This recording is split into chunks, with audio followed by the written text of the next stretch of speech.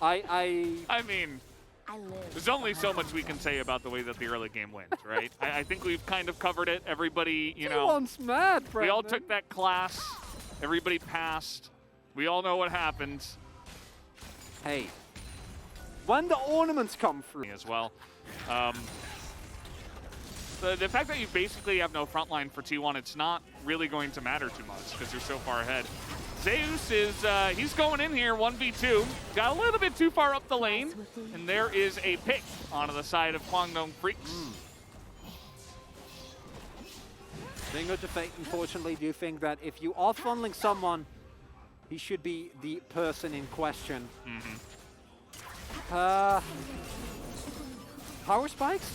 Okay, so power spikes. I have Faker is getting close, you know, still sitting. I don't think he's back in a little while yet. Expecting to see the dirt come out as well as the continuation of his lost chapter item. And Zeus getting closer as well as the Coldfield's Warhammer already. As maybe now the mid lane turret will also fall. I don't know if they need it or if they want to keep Shelly or Shirley rather for a different occasion. They have the liberty to do so as teleport comes in and Kwangdong, they're not giving up, Elders. They're still in this game and they have a great front to back team fight comp. Yeah, that's something. They're getting ready to throw down. They're getting ready to fight here now. Objective Bounty Gaming? Are they gonna do it? I mean, if you just go. Take it and then get out. No vision. They probably could, honestly. Yeah. They could. 100%. With what we see and with Guma back at base, yeah, they could have just taken that down and gotten an objective bounty. Not going to happen, though. And most likely what happens is T1 is going to drop Herald and then move over and take it for their own.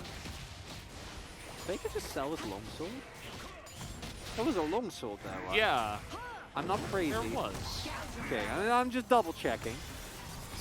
This game has been a bit wacky. Over the wall goes Kare. He just wants to party, and he will get his party. In goes Faker, and he's just going to get blown up 100-0. We do get into the back. Mirroring Guma's kill score, which is nice. That's neat. You know, that's a cool little thing. First ornament has come through. So the gold lead is now only, I want to say 8K? You know. Yeah. Counts? Does it count, Elders? It exists. Does the math check out? I don't know. The math says that it does.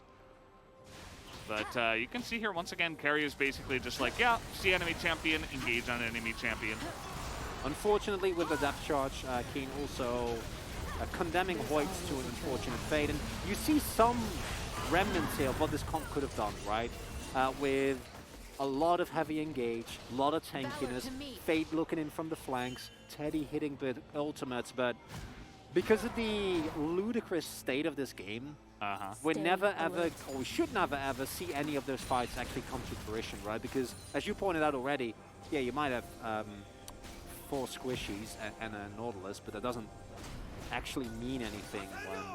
Yeah, it just doesn't matter anymore. No, it doesn't at all. You can just force any fight, and as long as any of your damage dealers are alive, you're fine. Kare is literally the only one that can't like 1v5 a fight or something. Yeah. Like, that's it. Everyone else, if they stay alive, easy peasy. Could definitely get that going. And T1 are going to get this Baron going. They say, well, we're super far ahead, 22 minutes in. Okay, Alan. This is your moment. You gotta get in there and steal, probably. Get that bounty. Can't see them turning this one, but Keen is going to attempt it. He knocks up Guma in the back, and Guma immediately goes down. Cleanse and Flash are both used. And this is the true test for T1. Can you win 4v5 from here? Big poke comes in, very nicely blocked by Hoyt as Zeus is still looking for more. More Prey Seekers are coming in, but at the same time, you know, T1, they only lose one person. And not too much else. But at least T1 right now, they can kind of just get in onto this Cloud Soul. Pretty free for them. if they want to take it safe from here on out, because now you have Guma with no cleanse, no flash. So you do have to be a little bit careful. There still is an immense amount of CC on the side of Kwangnoong Freaks. So, like things that are on relative parity, right? Keen also not looking too bad, all things considered, as here we go. Guma, no cleanse, no flash, but he does have the Gale Force. But take a look at that. The Nautilus goes down. In goes Hoyt, trying to create a bit more. Huge rocket into the back line. Hoyt is going to have to back away. Faker goes in, looking for more. Immediate knockup as the Moonlight Vigil cannot land. Faker will survive. Man, Kwangdong, I mean, Valdez. gotta give them credit. They are staying in this game, and T1 are like, yeah, we'll collect the win in this fight, right? No. We'll just take the Baron. No. There's no way, right?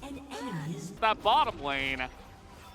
Kwangdong, they do get a pick off here, but the damage is beginning to be shelled out by Faker as he's just gonna try to go for Teddy. He gets Teddy, and he will go down himself. Look at bombs. Going really deep into this one is Guma, and the bot lane, as you mentioned, is being torn to shreds. Zeus gonna already take down the inhibitor, and now all of that engage has been used by the Kwangdong Freaks, and Guma gets a free ride. And finally, T1 actually able to leverage. They said, okay, we had some fun, but if we don't want to 5v5, what do? Easiest thing in the world. They can just as easily pull it back together if they are in a bit of a nosedive. And while the gold graph in this one is going to look kind of funny, fact remains that the gold lead, even in those moments, didn't really dip below, like, what, 7K? Which is pretty good. Maybe even not even that low. I think it's 7 maybe at the worst part of it. Perhaps. But hey, ornaments are there. Well, Faker is beginning to exist now. You know, you talked about you talked about spikes. He's got nearly an extra item on top of it. It's just a different skin of Corky. He's back. Oh no. Cool. What we're witnessing here, right, as I have no idea who gets PG vote. Owner is fine. Gumayushi makes complete sense. That's who I went for. Carrier's fine because his hooks were actually incredible. Like, they're hooking Hoyt out of the Zenith Blades, then hitting this hook, getting the auto, impeccable kiting. And then from this point onwards, it was, maybe it is Carrier. I don't know, Valdez. I honestly, what do you do with this team? The game was already, like, blown wide open. I think, you know, to be completely honest, I think that Faker will get a lot of votes because I think people want to hear from him, you know, based on this historic moment. Like you were saying, you know, he was the guy who was here for 14. They want to hear from the guy who was here for 15. I wouldn't be surprised if he gets a lot of votes too, so just keep that in mind. Just overall, really fantastic performance from the team. Crazy stuff. It got a bit memey here, as we were talking about. Some good stuff here from Keen as well. Like, he was trying really hard on the Ornn. Actually, kind of crazy how good he made the Ornn look. But just not enough. Right? A win's a win. And to me, obviously the main story is T1. Obviously, it's all about them. It's about the 15 games. It's about the fact that kaise mid was actually pulled out. And in a more disciplined game, I'm sure it would have been a little bit less limit testy than we saw here. Yeah. But we also saw the impact, right? Like how good it is. And I yelled, perhaps to the dismay of everyone, Corky's back. Because it did kind of feel that way, right? Once you start hitting the Void Seekers. But the flip side of that story is that Kwangdong here are clearly a team that, even with this loss, should have an exciting future ahead of them in playoffs. Because while there wasn't enough, especially in the third game, they did make T1 work for it. And that's a lot more than a lot of our teams have been able to say. It is huge. And let's see what they have to say, actually, in this moment. For now, just calling in the tower, hit the towers. Let's fight. Long. Let's go. Galio. Go in, Kaise. They're all saying, they were talking about, like, who hit the Nexus? And everybody was like, it wasn't me, it wasn't me. Wanting to get more kills. Nothing specific about, you know, the records that were set or anything like that. Nothing.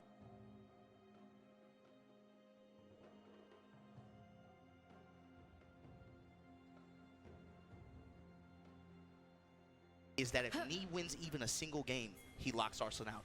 Arslan Ash has Valor to win 2-0 over Noob to put himself in this And conversation. if he does, he's in to the top 8. So both players have their life on the line here. Gouge him. Character selection, Rippin, that's the big question mark. You called it. Paul versus Phoenix. Kasumi. Oh boy. If Nee can get one game, he's into the top 8. Arslan has the 2-0 Nee. Run it back, run it back. Gouge him, Valor.